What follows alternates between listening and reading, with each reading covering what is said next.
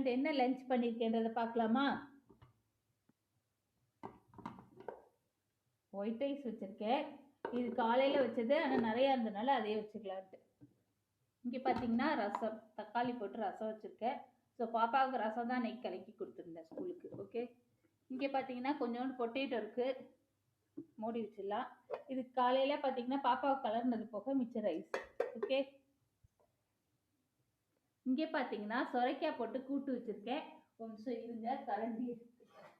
Okay, சொரைக்காய் கூட்டு, பாசி பருப்பு இருக்கு இல்லையா, அதை முதல்ல வேக வச்சுக்கிட்டேன்.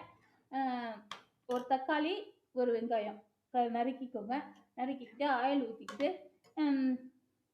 வடவை இருந்தால் வடமை போட்டு தாளிச்சிக்கோங்க. நான் எதுவுமே தாளிக்கல.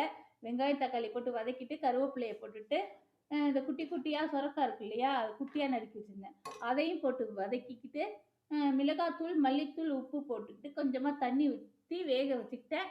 கொஞ்சமாக தேங்காயும் பெருஞ்சீரகம் சேர்த்துருக்கேன். காய்கறி வெந்தோடனே இந்த தேங்காய் பெருஞ்சீரகம் இருக்கு இல்லையா, அதை அரைச்சது அதை கொஞ்சம் போட்டுக்கோங்க. பாசிப்பருப்பு நான் முன்னாடியே வேக வச்சு மசிச்சுட்டு இதில் சேர்த்துக்கிட்டேன். கொஞ்சமாக கொதிக்க வச்சுக்கிட்டா சூப்பராக இருக்கும். ஓகே, இது ஒயிட் ரைஸ், சப்பாத்தி எது கூட வேணாலும் சாப்பிட்லாம். இன்றைக்கி நான் ரசம் வச்சுருக்கனால நல்லாயிருக்கும். ஓகே, ஒயிட் ரைஸ் கூட சாப்பிட்லாம் நம்ம. இன்றைய ஸ்பெஷல் அவ்வளோதான். கொதிச்சதுக்கப்புறம் மேலே கொத்தமல்லி தலையை போட்டுக்கோங்க. சூப்பராக இருக்குது. நான் செக் பண்ணிட்டேன், சூப்பராக இருக்குது. ஓகே, கண்டிப்பாக ட்ரை பண்ணுங்கள். இப்போ மூடி வச்சுடலாம்.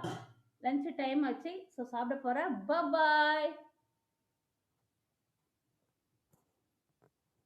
அப்பா வச்சுக்க சொன்னேன்.